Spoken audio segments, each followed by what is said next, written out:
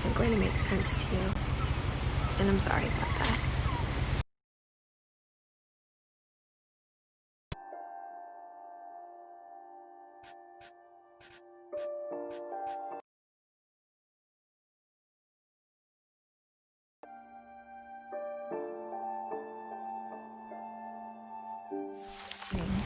With the house.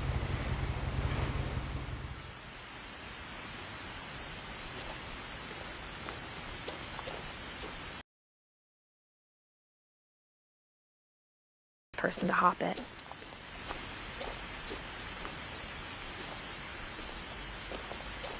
My brother Milton disappeared when I was 4. It was like the house just swallowed him up.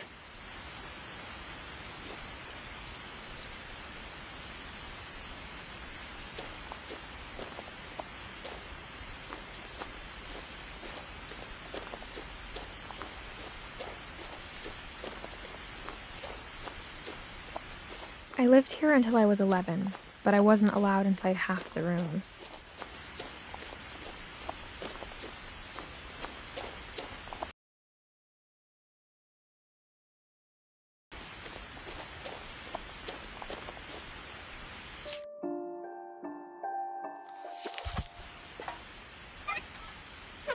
Inside the mailbox were bills from 7 years ago, marked urgent, open immediately.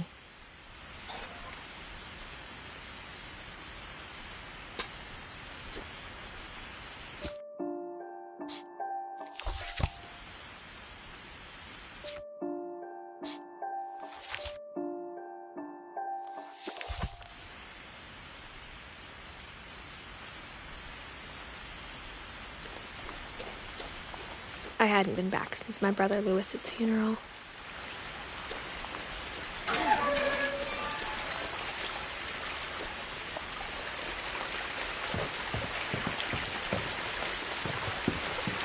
In her will, my mother left me a key but didn't tell me what it unlocked. Maybe she thought I'd know, or she thought that the mystery would be enough to bring me back.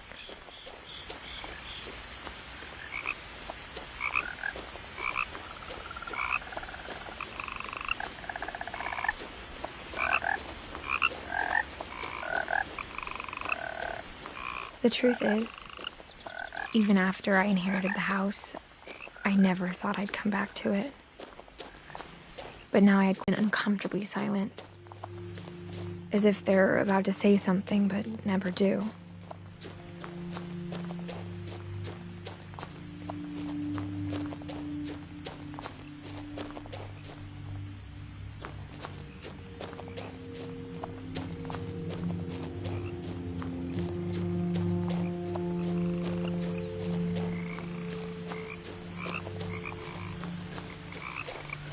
The house was exactly like I remembered it, the way I'd been dreaming about it. As a child, the house made me uncomfortable in a way I couldn't put into words. Now, as a 17-year-old, I knew exactly what those words were. I was afraid of the house.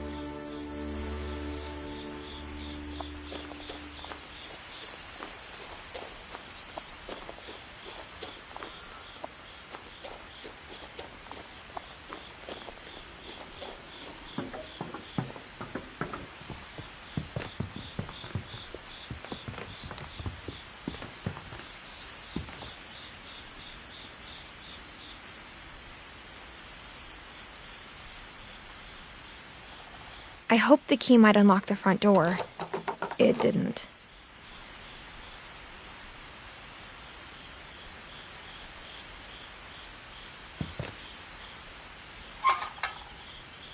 Looking in, I felt like the house itself had been waiting for me.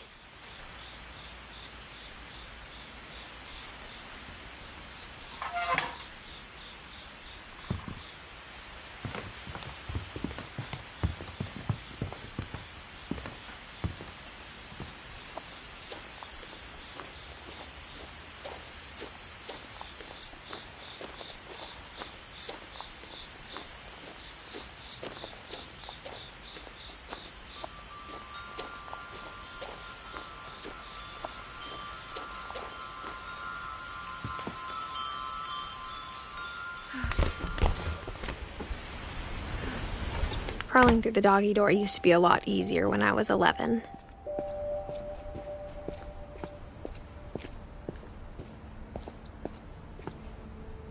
The power had been turned off the night we left. For the first time in years, I felt like I was home.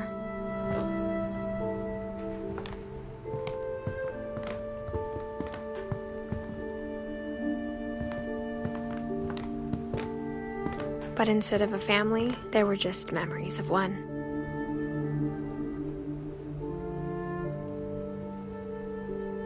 Like how only one restaurant would deliver to our house, so we had Chinese a lot.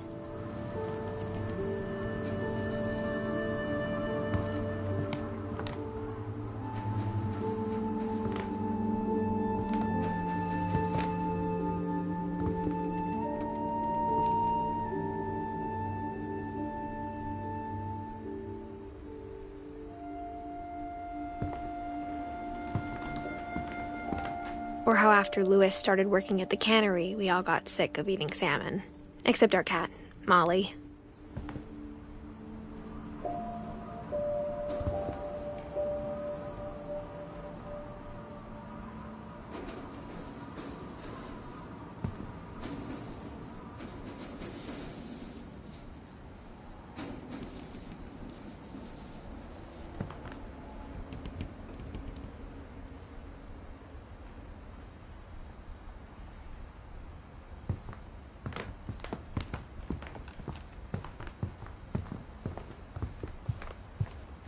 The table was still a wreck from the night we left.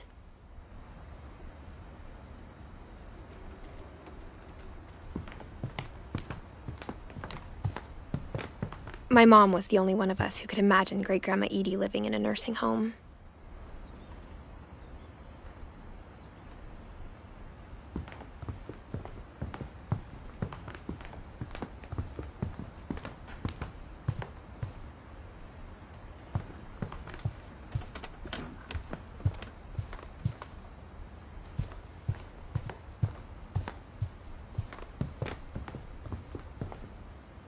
Nothing in the house looked abnormal. There was just too much of it, like a smile with too many teeth.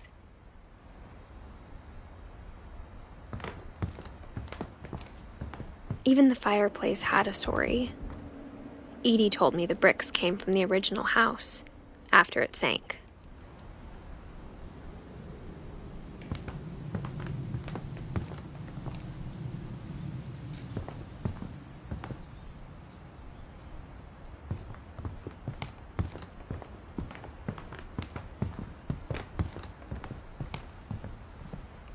Mom always told me to stay out of the basement, so I wasn't too surprised when the key didn't fit.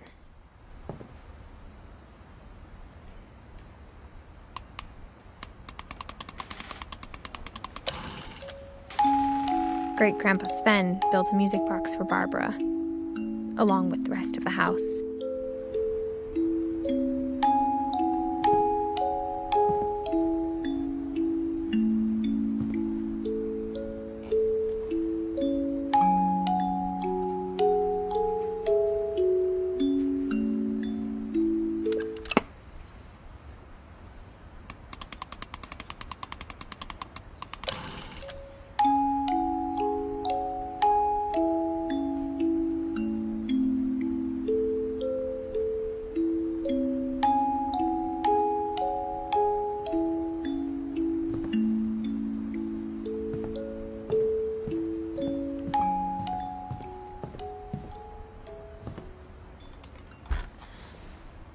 Edie told me once that every Finch who ever lived is buried somewhere in the library.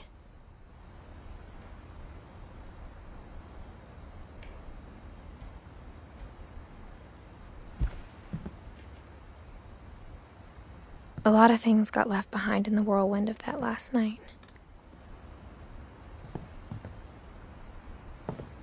My mom wasn't much of an optimist, but she never stopped believing that my brother Milton was alive.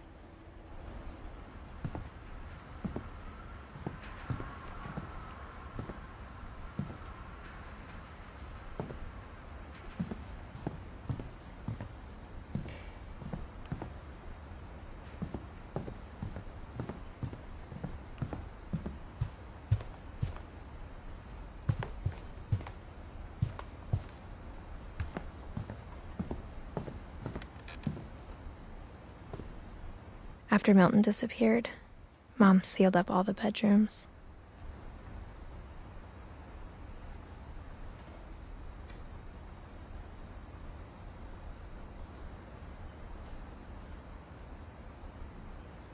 Then Edie retaliated and drilled peepholes.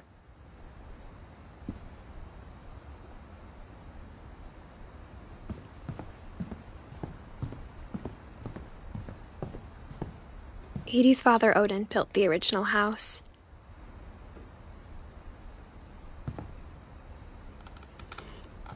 Whenever people ask me about my family, the first thing they always want to know about is Barbara.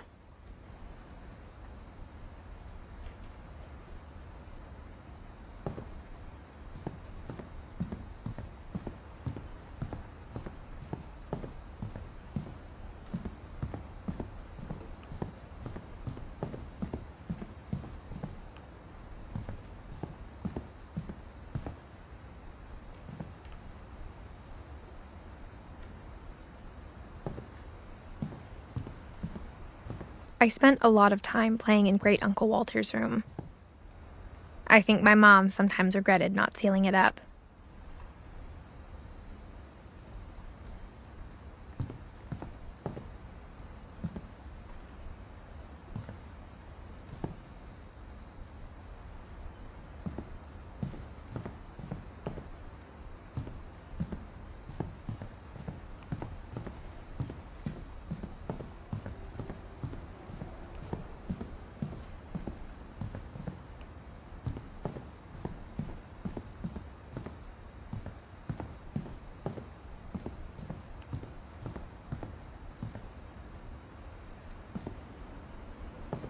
Louis told me there were secret passages, but I never believed him.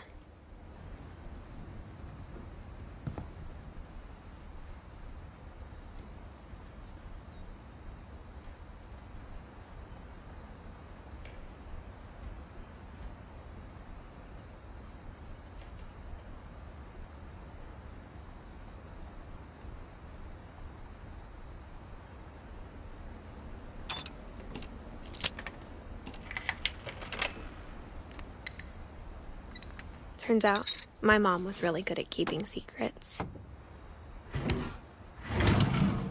Now it was time to find out what my mom had been afraid of.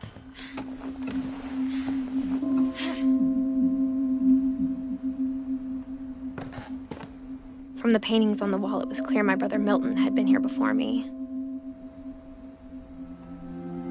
Reading this, maybe it sounds like I had a plan.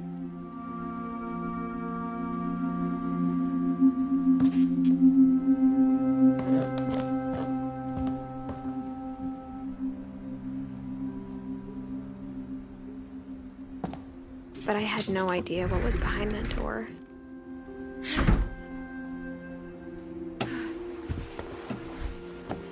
Just like I had no idea where all this was gonna lead. I grew up looking at Molly's room through the peephole. Being inside for the first time, I felt like I'd stepped behind a painting.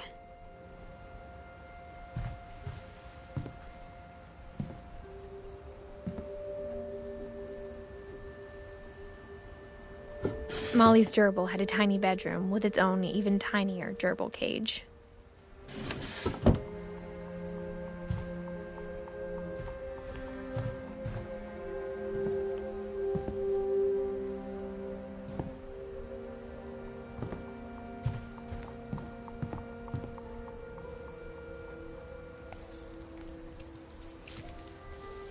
December 13th, 1947. Dear Diary, I'll be gone soon, but I wanted to tell somebody about what's gonna happen. It started when Mom sent me to bed without dinner. I woke up and I was starving, so I looked around for something to eat. The gerbil food was dry, but I didn't mind it.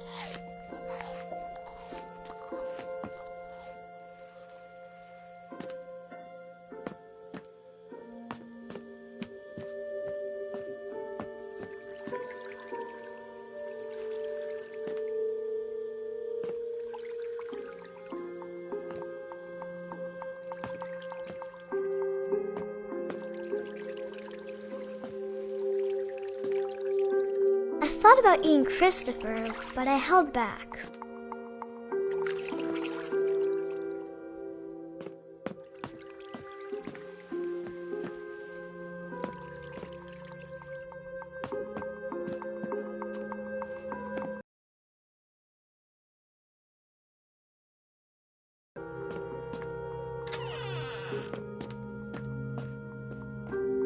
I kept eating and eating.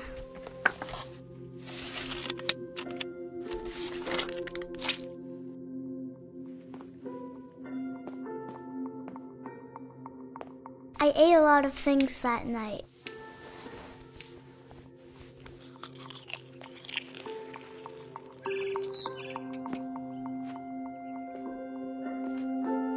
Then I heard chirping outside my window.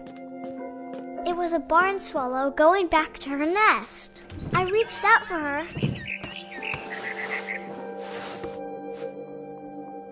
And suddenly, I was a cat.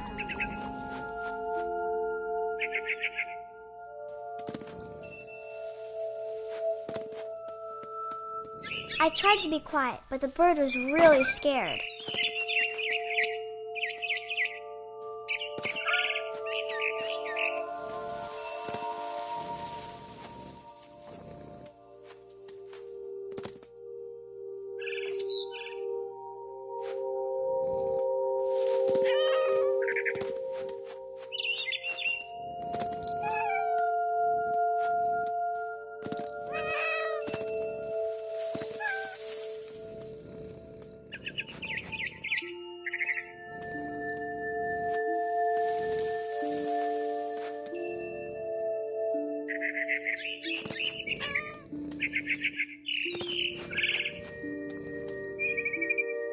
I jumped and I almost got her.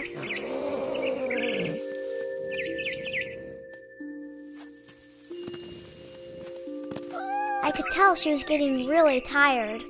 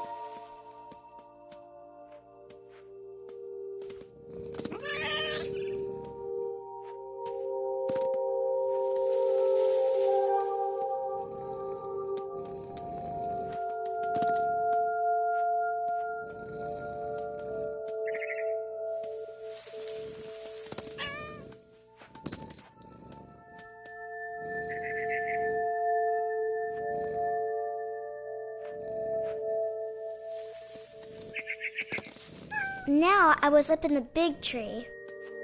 I promised Dad I wouldn't climb it anymore. All I cared about was eating that mama bird.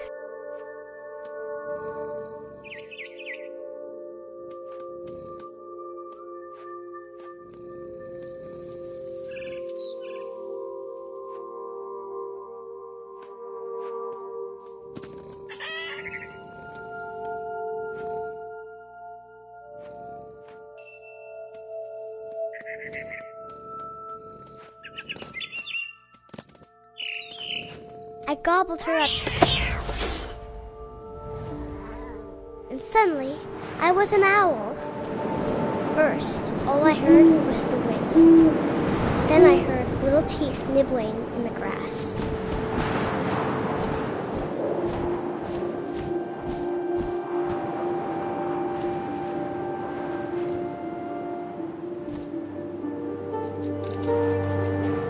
Rabbits.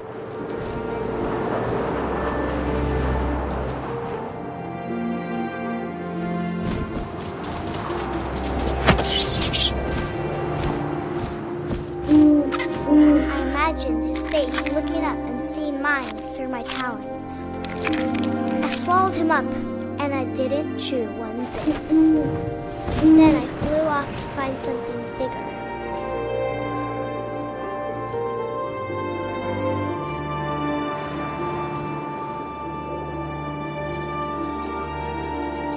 A mama rabbit.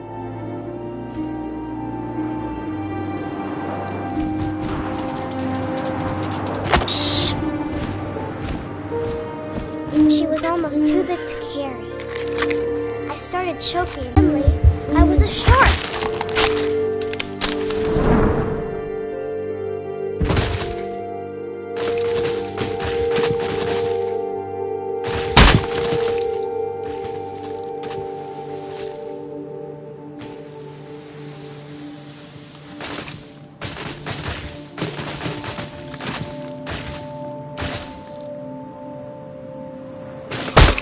I rolled off a cliff and into the ocean.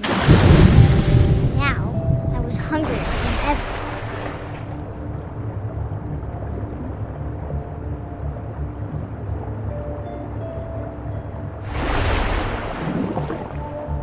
I wanted fat, juicy seals.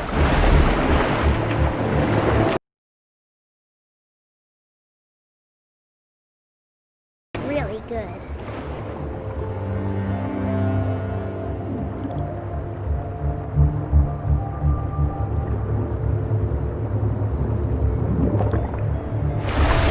Grabbed on tight, but I was so hungry, I jumped out of the water. When I opened my eyes, everything had changed.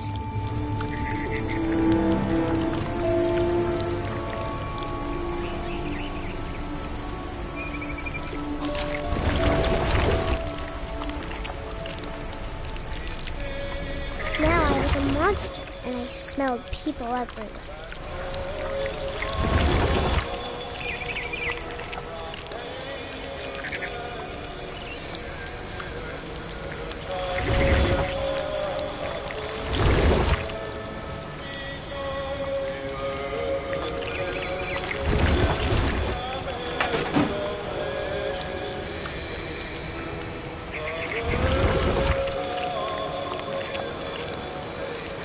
I was big, but I moved real quiet.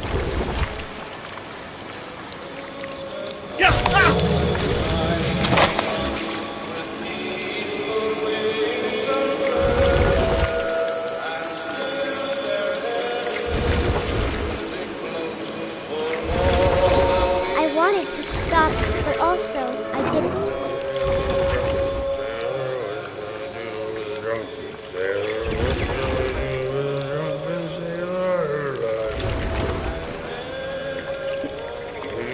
Belly was rusty, his belly was rusty.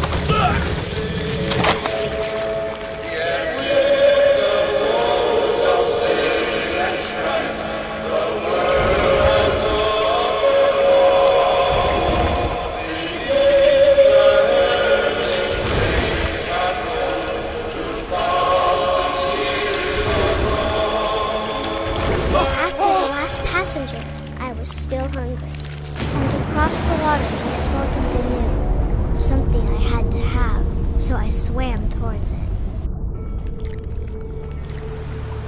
I slithered onto the sand, and the good smell went into an old pipe.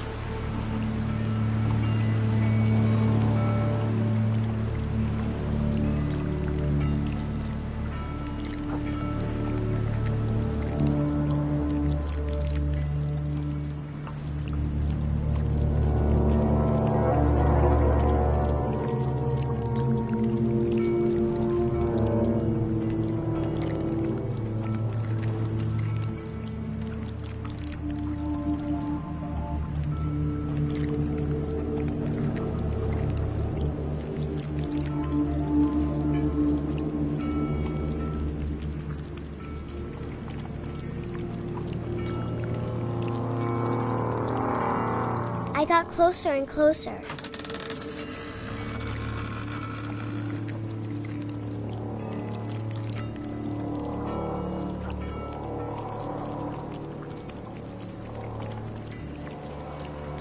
All my stomach started growling. And suddenly, I was me again. I held my breath for a long time, but I couldn't hear anything. I think it's waiting for me to fall asleep. But it's not going to wait much longer. It needs to feed, and we both know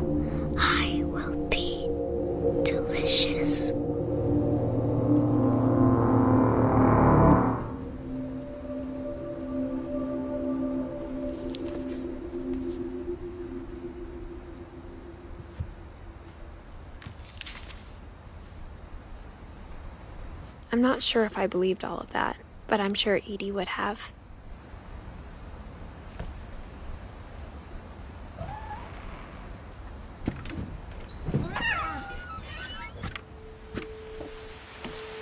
This will be obvious later, but my mom never told me any of these stories. Edie would have, but Mom didn't like bringing up the past. Though, when we adopted a stray kitten, she was the one who named it Molly.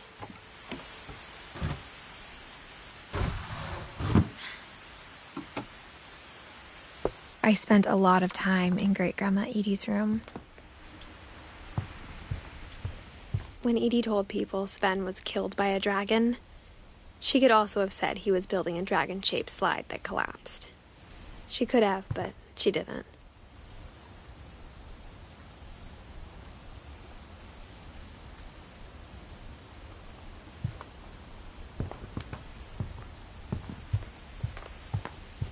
Her room was like a museum. For 500 years, the Finches have been famous throughout Norway for their fortune and misfortune. Odin Finch buries the latest victims of the family curse, his wife Ingeborg and their newborn son, Johan. On January 7th, 1937, he set sail with his family and his house, hoping to leave the curse behind. But 40-foot waves off the coast of Washington send the house and Odin to the bottom of the sea.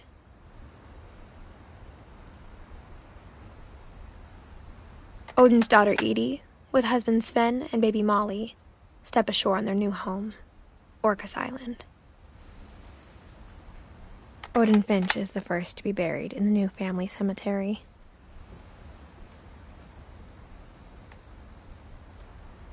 His daughter Edie is already dreaming of a new Finch house.